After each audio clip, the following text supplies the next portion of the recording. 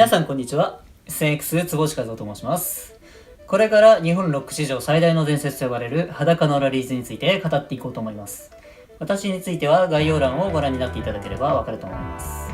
第12回1977年はパンクというテーマで裸のラリーズを掘り下げていきたいと思います。1977年3月12日に立川社会教育会館で行われた裸のラリーズのライブは後年オフィシャルの CD 作品としてリリースされ、その音源は現在ではこのバンドのパブリックイメージとなるような完成度の高い音像として残っていますが、この音源は私の印象ではそれまでのライブから比較すると極めて例外的な音源のように聞こえます。1991年にリリースされる際でのマスタリング段階で音像の編集において水谷さんの意思のもと相当に緻密に行われたそうですけれども、そうした後年編集された音源だという点を踏まえてもなお例外的だと言える部分が多く見て取れます。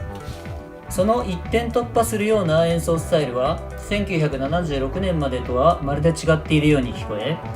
例えば1976年までの間で現在ではファンタスティックと呼ばれている曲でのインプロビゼーションや多様なエフェクターを使って限界まで拡張した音の広がりが演奏の繰り返しによってまとまり、楽曲の完成度を高めたからだと私は考えます。そのような変化に関して言及を避けることができないのがこの時のベーシストである楢崎宏さんの存在でしょう。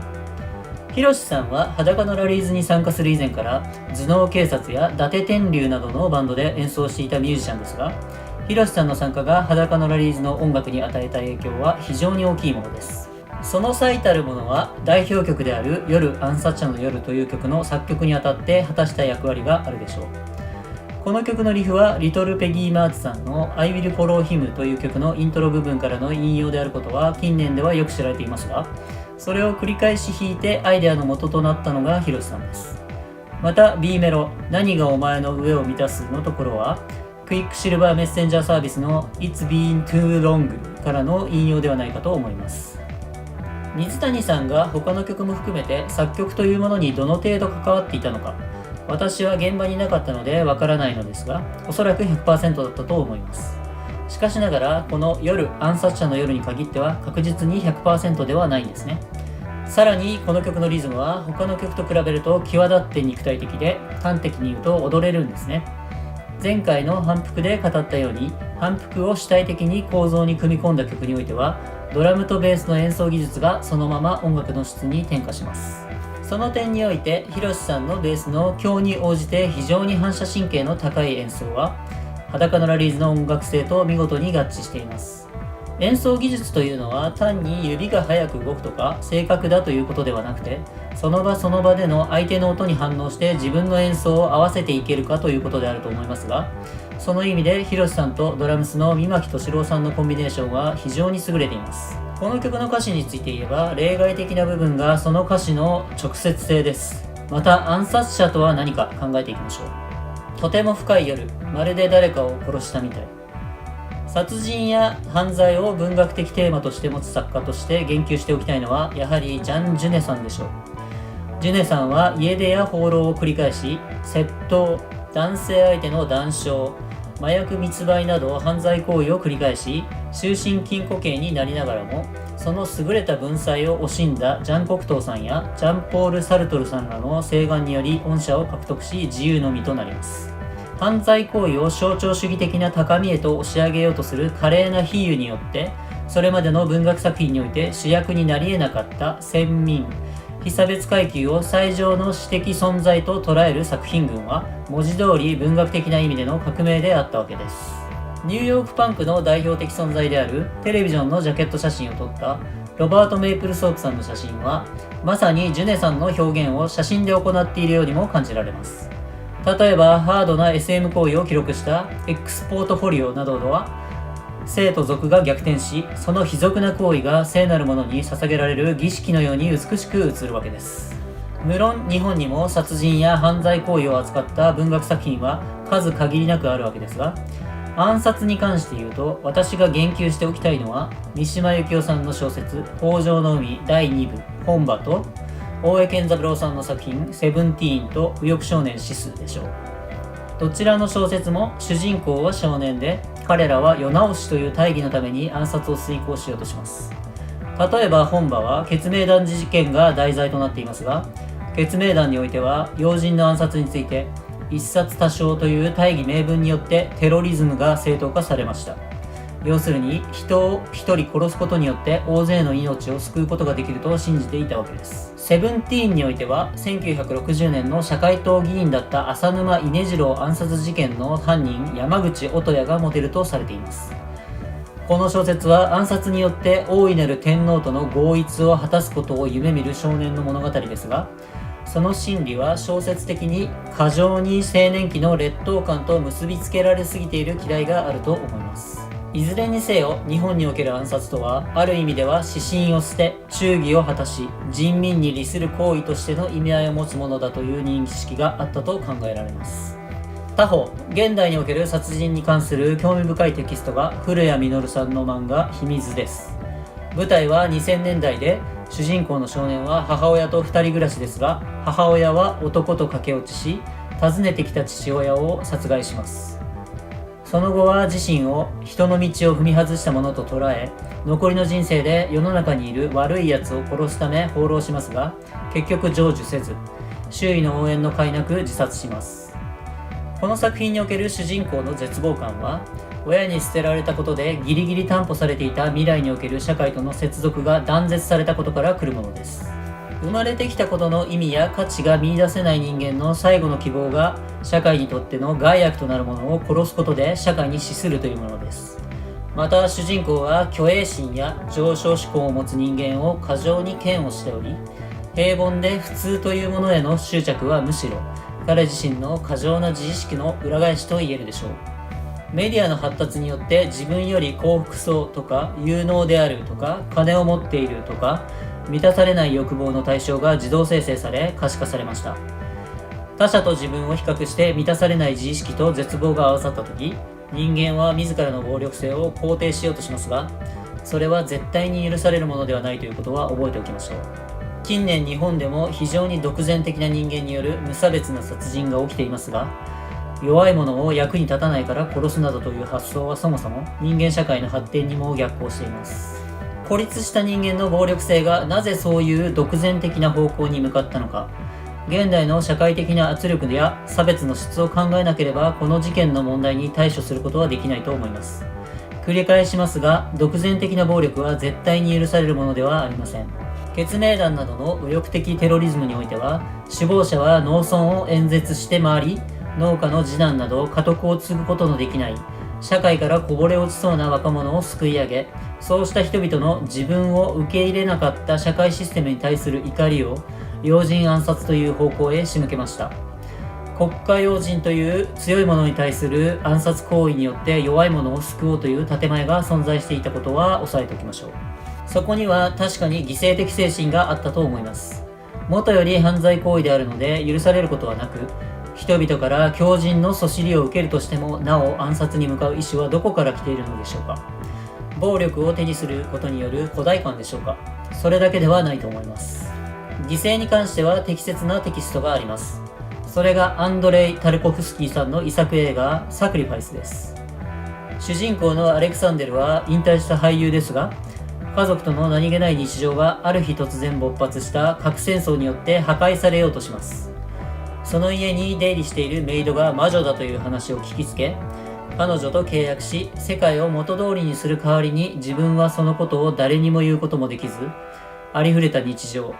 家族や財産すべてを失います。朝起きた時にはいつもと同じ何気ない日常がありますが、アレクサンデルは契約を遂行するため家に火をつけ、警察に連行されます。彼はただ狂人と呼ばれ、世界を元通りにするための契約だといったところで誰が信じるでしょう。犠牲とは自らを顧みず、その代わりに得られるものは今と変わらない日常で、その秘密も誰にも話すことはできません。この作品はある意味では世界系の走りとも言えるでしょう。ですから、初めから自己犠牲を念頭に置いた暗殺というテロリズムがなくならないのは、その対価がその人にとって巨大であると信じられているからでしょう。問題は社会からこぼれ落ちた若者を自己犠牲とそれによる古代感というその対価の大きさを餌にテロリズムへと駆り立てる人間でしょう。しかしながらそうした人間もまた社会システムによって生まれた人間であるわけです。それでは夜、暗殺者の夜の歌詞に戻りましょう。とても深い夜、まるで誰かを殺したみたい。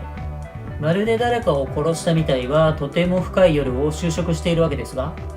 暗殺者にとっての殺すとは目的の成就ということになりますが、みたいですので殺してはいません。しかし何かが成就したわけです。何がお前の飢えを満たす。現代において天皇が人間となり、ポストモダン的世界観において何によって我々は指針を捨て忠義を果たし、理性的精神によって人民の利をなすのか。暗殺者とは世直しのための戦闘員であるということであり、その動機や対象を現代では自ら見つけ出さなければいけないということでしょう。この曲の歌詞に関する解説はこの2行で十分だと思います。この頃水谷さんはそれまでの挑発をバッサリと切っているんですが、そうしたスタイルの変化はパンクの出現からの影響があったのではないかと私は推測しています。しかしながらそういう変化に対応するという点で私が思い出すのは、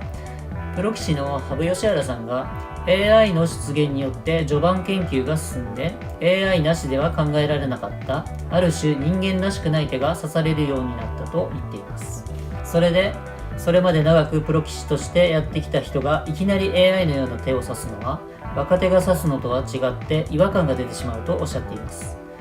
それで違和感のないようにトレンドを抑えるということらしいですが、この時期の裸のラリーズは新たに現れたパンクムーブメントのトレンドを抑えつつ、そのスタイルをシンプルなロックンロールとして昇華しています。それではパンクムーブメントとはどのようなものだったのか考えていきましょう。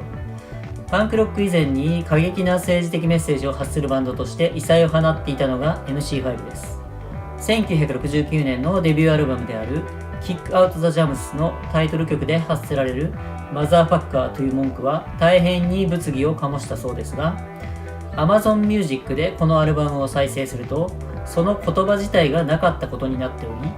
歴史修正主義は MC5 にまで浸透していると考えると胸が熱くなりますね。ムーブメントとしてのパンクは先日のテレビジョンをトム・バーラインさんらと結成したリチャード・ヘルさんに遡ると良いと思います。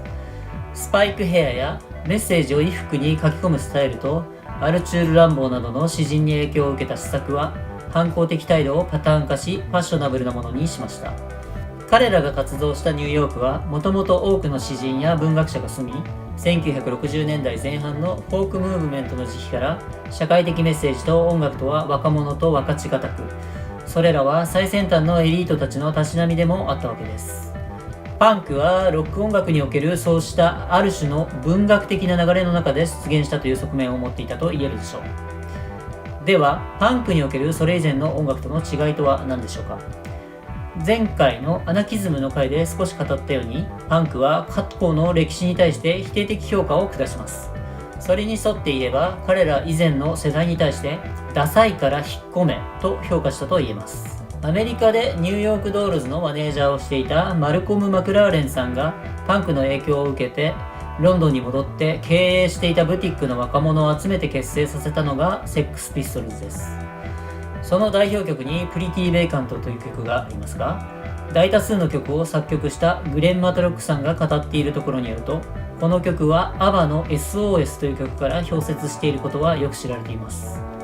またセックスピストルズのカバーアートや UK 初版に付属していたジェイミー・リードさんが作成したポスターは既存の図像をパッチワークして作り出されたものであり、これはレディメイドという手法です。レディメイドはマルセル・デュシャンさんの作品泉に代表されるように、既製品を使って新たな意味付けをする見立てによって美術領域に批評性を持ち込んだものですが、こうした動きは大衆文化の成熟と大量生産という現代のシステムそのものを見つめ直すという意味合いがあります。またパンクロックの最初期のドキュメント映像である DOA という作品中には、年若い少年たちが数ヶ月だけ働いてあとは失業保険を受け取って暮らしているというインタビュー映像も残っています。あるいは実際にセックスピストルズのスティーブ・ジョーンズさんとポール・クックさんが列車強盗のロニー・ビックスさんを訪ねて南米へ赴いた際に、有名ミュージシャンの楽屋に入って楽器を盗んだことが語られています。ここから何が読み取れるのかというと、パンクとはシステムの肥大化によって生ずる不公平に対する持たざる者のアクションだということです。そのアクションは既存のシステムにただ乗り、あるいは氷雪して新しいものを作り出すというものであり、それ自体がシステムの否定あるいは破壊を意図しています。しかしながらシステム、例えば失業保険などに代表される社会保障システムは、それ自体が初めからシステムの破壊プログラムを内包しており、それ自体がシステムの生成物です。そのような社会における毒こそがシステムを延命するために必要なものなのであり、その否定的エネルギーに内包される問題提起こそがシステムの健全化にとってなくてはならないものです。楽曲の氷雪は全ての音楽が既存の音楽の組み合わせによって成り立っていることに自覚的であるとき、正しくパンクロック的であり、その詩が社会に対して毒をまき散らすとき、全く正しく社会システムが健全に動いていることの証左だと言えるでしょう。現代において既存の社会システムに対する批判が正しく機能しているかどうかは、社会システムが適切に作動しているかどうかのバロメーターと言えると思います。もし行政権力をチェックして批判することに対する心理的抵抗感があるとすれば、